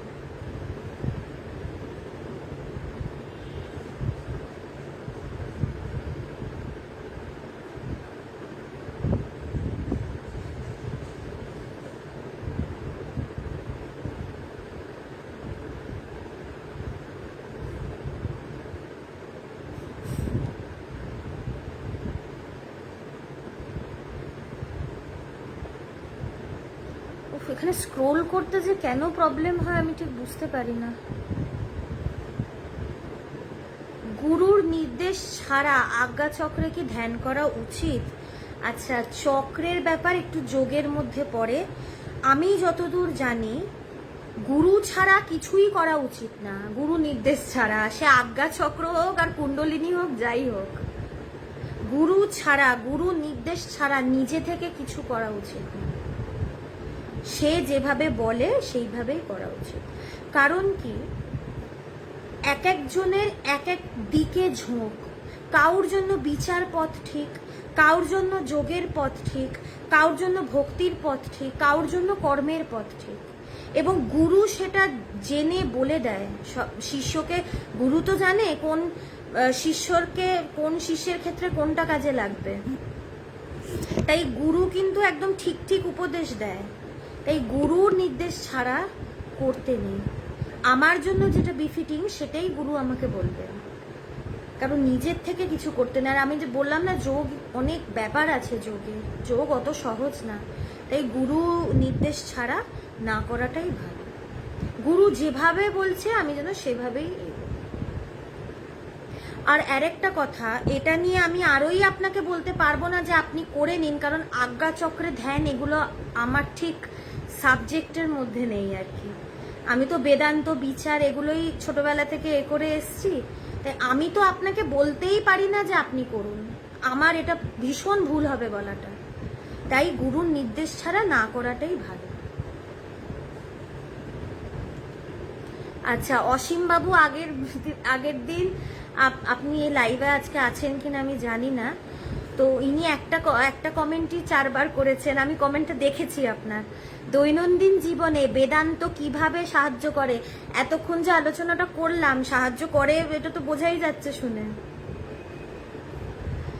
বেদান্ত জীবনে কিভাবে সাহায্য করে তা না, বেদান্ত জীবন দান করে মানুষকে। সাহায্য তো অনেক পরের কথা। বেদান্ত চর্চা করে মানুষ জীবন পায়। জীবন কাকে বলে, কিভাবে বাঁচতে হয়, বাঁচা কাকে বলে, জীবনের প্রত্যেকটা মুহূর্ত উপভোগ কিভাবে করতে হয়, এটা তো বেদান্তই শেখায়। জীবন উপভোগ তো করেছিলেন ঠাকুর, স্বামীজি, আমার গুরু ভগবান। মহাপুরুষরা জীবন উপভোগ করেন। স্বামীজি বলছে না যে বেদান্ত চর্চা করলে একজন সংসারী আরো ভালো সংসারী হয়, একজন টিচার আরো ভালো টিচার হয়, একজন স্টুডেন্ট আরো ভালো স্টুডেন্ট হয়। বেদান্ত না একজনকে তুলে দেয়, মানুষকে এলিভেট করে। চড়ইবেতি, আমাদের যে শাস্ত্রের কথা, চড়ইবেতি, এগিয়ে যাও। বেদান্ত মানুষকে ঠেলে দেয়। বেদান্ত মানুষকে বলে তুমি এড়িয়ে যেও না, পেরিয়ে যাও।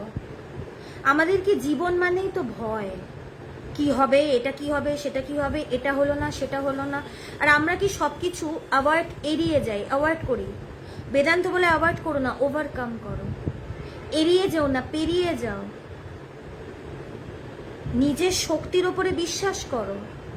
আধ্যাত্মিকতা তো বেসিক, এটা ফান্ডামেন্টাল। এখানে যে শুধু ব্রহ্মসত্য জগৎ মিথ্যা তা না। আধ্যাত্মিকতা তো নিজের শক্তির সাথেও নিজেকে পরিচয় করায়, এবং এই শক্তি তো আমাকে সাহায্য করছে জগতে সবকিছু করার জন্য। শক্তির মুখটা আমাদের বন্ধ থাকে, বেদান্তে সেই মুখটা খুলে যায়, পুরো ফোয়ারা স্ফুরণ হয় তখন। তাই বেদান্ত জীবনে সাহায্য করে না, বেদান্ত জীবন দান করে। বেদান্ত মানুষকে মানুষ করে। From brute man to Buddha man, from humanity to divinity. লম্বা রাস্তা, বেদান্ত ছাড়া উপায় নেই। স্বামীজি তো এই জন্যই বলছে বনের বেদান্তকে ঘরে ঘরে ছড়াও। এতদিন বনে ছিল বলে ঘরে ঘরে এত অশান্তি। এই জন্য তো স্বামীজি বলেছিলেন ভবিষ্যতের ধর্ম বেদান্ত। বেদান্ত ছাড়া উপায় নেই।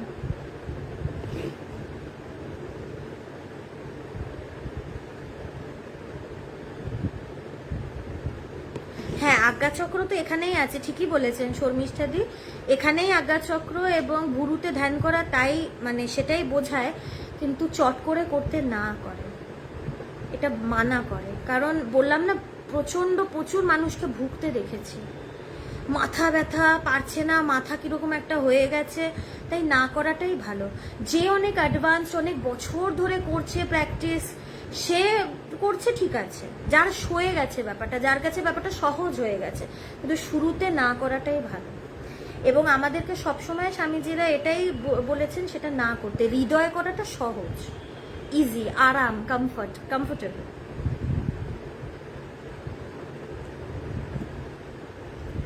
আচ্ছা, এর আগে আচ্ছা হ্যাঁ, সাধনা দি, সারূপ্য বড় নাকি সাজুজ্য, তোমার মতে কোনটা গুণ? আচ্ছা, দুটোর মানেটা কি? আমার বাংলা বাবা ভীষণ দুর্বল, একটু সহজভাবে লিখবে গো।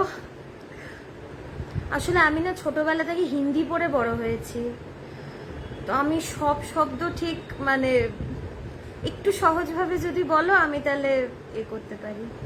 এটা বলতে কি বোঝাচ্ছ, সারূপ্য বড় না সাজুজ্য বড়? আরেকবার একটু প্লিজ কষ্ট করে লেখো। হ্যাঁ,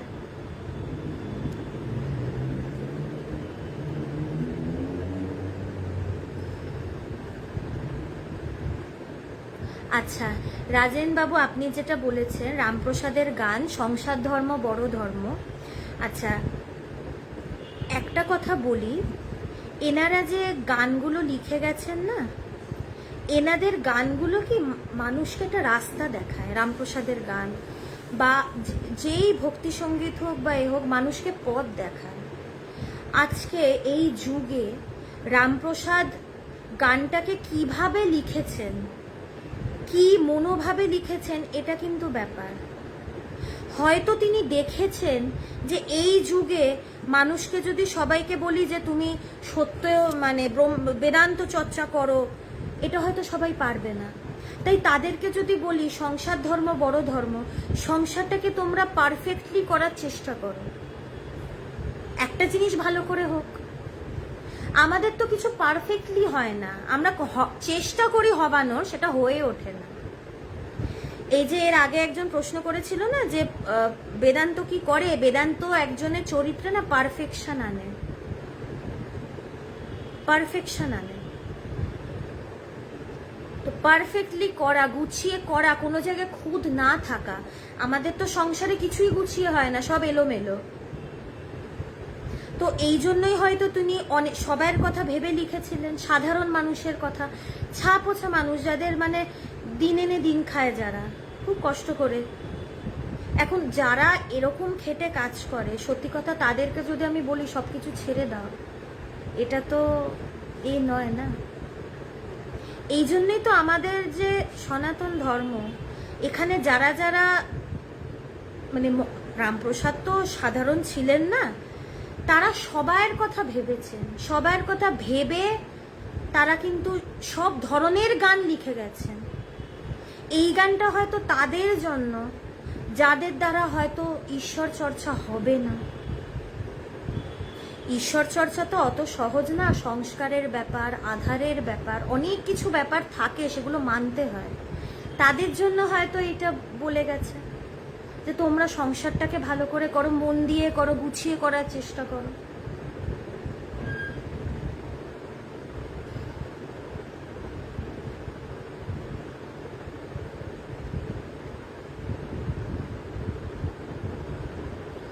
আসলে গানটা না আমার শোনা নেই, গানটা আমি শুনবো, নিশ্চয়ই শুনবো। গানটা শুনে তারপরে এটা নিয়ে যদি আলোচনা করি সেটা আরো ভালো হবে। গানটা আমার শোনা নেই। তো এটাও একটা ব্যাপার যে গান মানেই ভাব, প্রত্যেকটা গান কিন্তু ভাব থেকে আসে।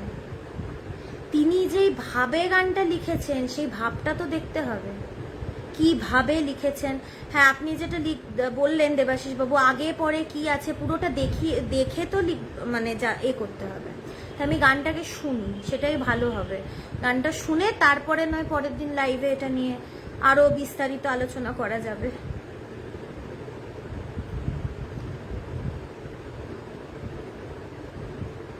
অবশ্যই দেবাশিস বাবু, রামপ্রসাদের ভক্তি, সেটা নিয়ে কি কোনো আলাদা করে কথা বলতে হবে? তার মতন ভক্ত তো আর পৃথিবীতে দেখা যায় না। তিনি যেরম ভক্ত, রামপ্রসাদের ভক্তির যে গান, সেটা মানুষের ভেতরে ভক্তির জন্ম দেয়, সেটার এত ক্ষমতা। সেই গান শুনে মানুষের ভেতরে ভক্তি জাগে।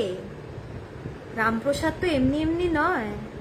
রামপ্রসাদের অনেক গানই আমি শুনেছি, এই গানটা আমার শোনা হয়নি। তো তিনি তো এমনি এমনি নয়। একটা জিনিস দেখতে হবে, এই যে কথাটা বললাম, এই যে আপনিও যেটা বললেন যে রামপ্রসাদের গানের ভেতর থেকে মায়ের প্রতি ব্যাকুলতা, আকুলতা, মায়ের প্রতি যে ব্যাকুল এবং আকুল, তার কাছে সংসারটা বড় নয়, তার কাছে মাই সব কিছু। যেটা রামপ্রসাদের কাছে ছিল, তার কাছে মাই সব ছিলেন। এবং কি যার কাছে মা সবকিছু, সে যদি সংসার করে, সে সংসারে সবকিছুর মধ্যে মাকেই দেখে। এইটা দেখেই সে সংসার করে। সে সংসারে যেদিকে তাকায় সে মাকেই দেখে। সে এইটা বোধ করে যে মাই এই সবকিছু করাচ্ছেন, সবকিছুর পেছনে মাই রয়েছেন।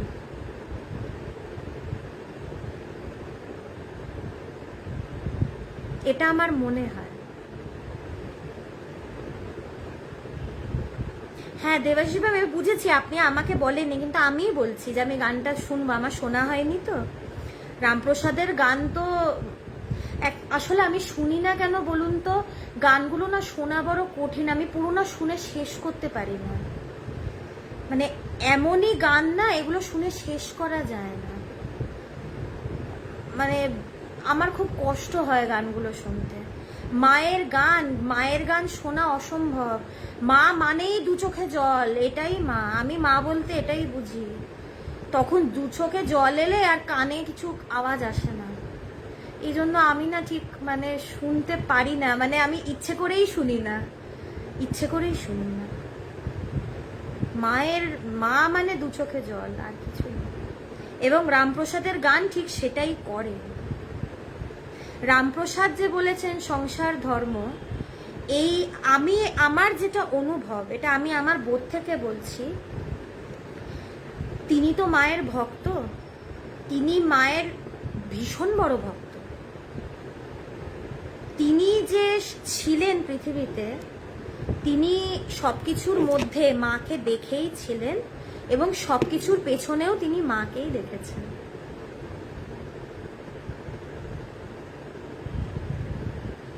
হ্যাঁ, এই যে আপনি লাইনটা বললেন, সংসার ধর্ম বড় ধর্ম মা, তাই পারি না ছেড়ে যেতে মায়ের কাছে।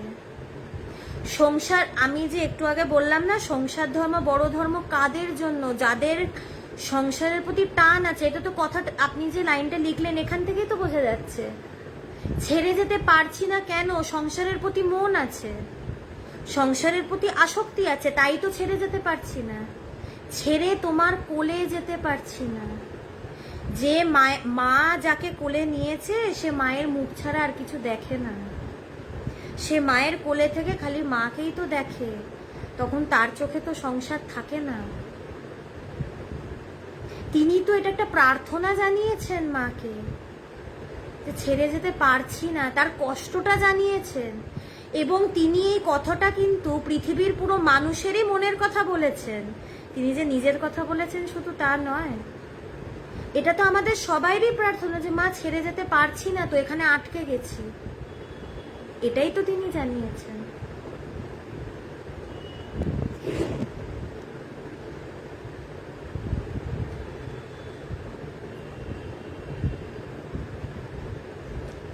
আচ্ছা, একটু দেরি হয়ে যাচ্ছে, আমি তাড়াতাড়ি করার চেষ্টা করছি।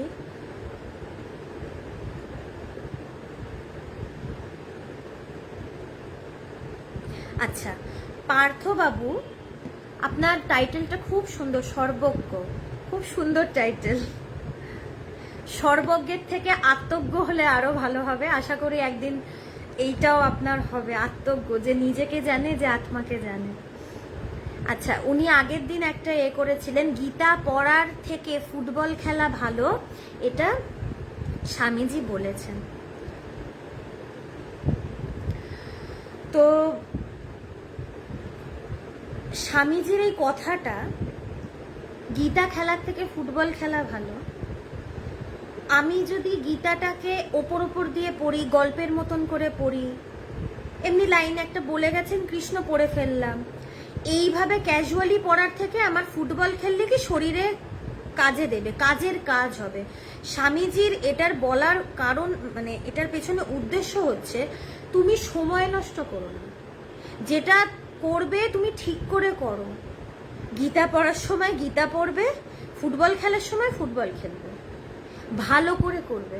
স্বামীজির একটা কথা আছে না, যখন আলো বিক্রি করবি চাষিদের মতন করবি, যখন ধ্যান করবি তখন ডুবে যাবি। যেটা করব পারফেক্টলি করব, এই তো বেদান্ত। একটু আগে বলছিলাম না পারফেকশন, এটাই বেদান্ত। আর আমি গীতা পড়ি কি ফুটবল খেলি, কোনটা আগে করছি সেটা ফ্যাক্টর না। আগে ফুটবল খেলে যদি পরে গীতা পড়ি কোনো ফ্যাক্টর না। যখন পড়বো তখন যেন পড়ার মতন করে পড়ি, যে গীতাতে যা আছে সেটা যেন আমার বোধে বোধ হয়, সেটা যেন আমার বোধে বোধ হয়। আমরা এটাকে অন্যভাবে নিই। স্বামীজি বলেছে ফুটবল খেলবো গীতা পড়বো না, স্বামীজি গীতা পড়তে না করেননি, তিনি এটা বলতে পারেন না। স্বামীজি সব পড়েছিলেন। ওনার মতন পণ্ডিত, যেমনি জ্ঞানী, জ্ঞান তো ছেড়েই দিলাম, ওনার জ্ঞান নিয়ে আলোচনা করার মতন সাধ্য আমার নেই, আমি হাত জোর করে ফেলছি আগে থেকে। উনি যেরকম পণ্ডিত ছিলেন, ওনার মতন পণ্ডিত পৃথিবীতে আর কেউ জন্মায়নি। ওনার সব পড়া ছিল, যেরম ভাগবত জানতেন, সেরম গীতা জানতেন, সব জানতেন। তাই উনি বলতেই পারেন না যে গীতা পড়ার থেকে ফুটবল খেলা ভালো। তুমি মানে ওপর দিয়ে পড়ে সময় নষ্ট না করে, তোমার তো কিছু লাভ হচ্ছে না সেটাতে, তোমার মনেরও লাভ হচ্ছে না, কিছুরই লাভ হচ্ছে না। তার বদলে তুমি যদি ফুটবল খেলো তোমার শরীরের একটু কাজে দেবে। স্বামীজি কথাটা এই অ্যাঙ্গেলে বলেছেন, পারফেকশন। যেটাই করব, যেটাই আগে করি না কেন, আগে পরেটা ফ্যাক্টর না, যেটাই করব পারফেক্টলি করব। গীতা পড়ব, একদম ভালো করে পড়ব। যখন ধ্যান করব একদম ডুবে যাব। এইটা হচ্ছে ব্যাপার। কথাটাকে ভুলভাল ভাবে ঘুরিয়ে নিলে তো মুশকিল না। তিনি কথাটাকে কিভাবে বলতে চেয়েছেন, একটা কথার তো অনেক অ্যাঙ্গেল। আমাকে বিচার করে দেখতে হবে যে স্বামীজি কি এটাই বলতে চাইলেন না অন্য কোনো কারণও আছে। এখন যারা গীতা পড়তে চায় না, যারা আধ্যাত্মিকতা করতে চায় না, তারা বলে স্বামীজি বলেছেন ফুটবল খেলতে ভালো, তারা স্বামীজির এই কথাটা নিয়েছেন। স্বামীজি যে নির্বিকল্প সমাধি, তাহলে তো সেটাও নিতে লাগে। স্বামীজি যে বলেছেন ব্রহ্মসত্য জগৎ মিথ্যা, তাহলে সেই কথাটাও নাও। একটা কথা নেব, স্বামীজির বাকি কথা নেব না, তা তো নয়। যে বলেছে ব্রহ্মসত্য জগৎ মিথ্যা, সে কোনোদিন বলতে পারে গীতা পড়বে না? এটা কোনো যুক্তি আছে কথাগুলো? আমরা চাই না বলে কথাগুলোকে টুইস্ট করে নিজের মনের মতন করে নিয়ে নিই। যথার্থ কথাগুলো, যথার্থ মানেটা তো বুঝতে হবে। আচ্ছা, আপাতত প্রশ্নের শেষ। আচ্ছা, এখানে আমি আচ্ছা, স্বরূপ সাজুদ যেগুলো একটি মুক্তির স্তর, মাফ করবেন, ভাগবতে আছে। মাফ করার কি আছে? আপনি বলেছেন, এটা তুমি খুব খুশি হয়েছি। সবার কন্ট্রিবিউশনেই তো আলোচনা হয় না। আমি যে বললাম সবার থেকে শেখার আছে। আজকে যদি 4 বছরের বাচ্চা এসে আমাকে কিছু শেখায়, আমি হাত পেতে মাথা পেতে আমি শিখবো। এখানে তো বয়স এইসবের কোনো ব্যাপারই না। ঠাকুর বলছেন যাবৎ বাঁচি তাবৎ শিখি। ঠাকুর বলছেন, যিনি অবতার। আমি আর কোথাকার কে? আমি তো কিছুই না। আমি কোন হরিদাস পাল? ঠাকুরই যদি এই কথাটা বলে, তাহলে আমি আর কোথায়, তাই না? খুবই ধন্যবাদ। আপনি যদি এটা আরেকটু ব্যাখ্যা করে লিখতে পারেন তাহলে তো খুবই ভালো হয়। আপনি নিশ্চয়ই ভাগবতটা ভীষণ ভালো করে পড়েছেন। আপনি যদি একটু এটা ডিটেলসে লিখে দেন। এটা যিনি প্রশ্নটা করেছিলেন আবার হারিয়ে গেল। আসলে অনেক কমেন্ট এসছে তো। হ্যাঁ, সাধনা দি, মুক্তির তো 5টা পথ আছে। শালক্য, সারূপ্য, স্বস্তি, সামীপ্য, সাযুজ্যের মধ্যে। হ্যাঁ, এবার বুঝতে পেরেছি। আমি তখন চট করে বুঝতে পারিনি। হ্যাঁ, এটা ভাগবতে আছে, একদমই ঠিক, আমার এখন মনে পড়লো। ভাগবতে ভক্তির যেখানে, সেখানে এরকম 5টা ব্যাপার আছে। এখন আমি একটা কথা বলছি, আবার বলছি, আমি ছোটবেলা থেকে যেহেতু বেদান্ত চর্চা করেছি, আমার কাছে বড় হচ্ছে একাকার হওয়া। সামীপ্য মানে তার কাছাকাছি, এক কিন্তু না। আবার আরেকটা আছে কি, তিনি যেই লোকে বাস করেন আমি সেই লোকে বাস করছি। এই প্রত্যেকটার মধ্যে গ্যাপ বোঝাচ্ছে। আমার কাছে বড় একাকার হওয়া, এটা আমার কাছে বড়। এক, তার সাথে এক বোধ করা, যেটা গীতার সাংখ্যযোগে আছে। কৃষ্ণ তিনি তো ব্রহ্মস্বরূপ, তো সেই জায়গায় গিয়ে তাকে বোঝা। কৃষ্ণ যখন বৃন্দাবন ছেড়ে চলে গেলেন তখন গোপীরা সমাধিস্থ হয়ে থাকতো, তাদের আর কৃষ্ণকে বাইরে খুঁজতে হয়নি, সমীপে থাকতে হয়নি, তারা ভেতরেই সেই জায়গায় কৃষ্ণর সাথে একাকার বোধ করেই তারা ছিলেন। তাই আমি মনে করি সামীপ্য, সাযুজ্য এগুলো থেকে একাকারটা আমার কাছে বড়। This is my personal opinion. একাকার হওয়া, সমীপে থাকছি মানে তো ভেদ আছে না, একাকার মানে একদম একাকার। সমীপে আছি মানে দূরে সরে যেতেও পারি, একে আর তো দূরে সরা কাছে টানার ব্যাপার নেই, একাকার তো একাকারই। সেখানে কৃষ্ণও আলাদা করে নেই, আমিও আলাদা করে নেই। আসলে আমি বলে কিছু নেই, তিনিই আছেন, নাহাং নাহাং তুহু তুহু। তো এটা আমি আমার অনুভব থেকে কথাটা বললাম। এগুলোর অবশ্যই ভাগবতে এগুলোর নিজস্ব কিছু কিছু ব্যাখ্যা রয়েছে, সেই ব্যাখ্যা বা ডেফিনিশন সেটা তুমি আমার মত চেয়েছো দিদি, আমি আমার মতই তোমাকে বললাম, আমার অনুভব থেকেই আমি তোমাকে কথাটা বললাম। তখন হঠাৎ করে জিজ্ঞেস করেছিল তো আমার ঠিক বুঝতে পারিনি, এখন বলাতে আমি বুঝতে পারি যে ভাগবতে এই 5টা পথের কথা আছে, আর আমি আমার অনুভবের কথাটাই বললাম। আপনাদের অনেক ধন্যবাদ, খুব সুন্দর সুন্দর কমেন্ট, আমি অনেক কিছু জানলাম। আজকে আপাতত আর তো কোনো প্রশ্ন দেখছি না, অনেক রাতও হয়েছে, অনেকক্ষণ ধরে সবাই শুনছেন, আজকে এই অবধি রাখি। আরও যদি কোনো প্রশ্ন এসে থাকে আমি হয়তো দেখতে পাইনি, আমি সেটা পরের লাইভে নিশ্চয়ই আলোচনা করব বা কমেন্টে লিখে দেবো। সবাই খুব ভালো থাকবেন, আজকে এই অবধি রাখছি।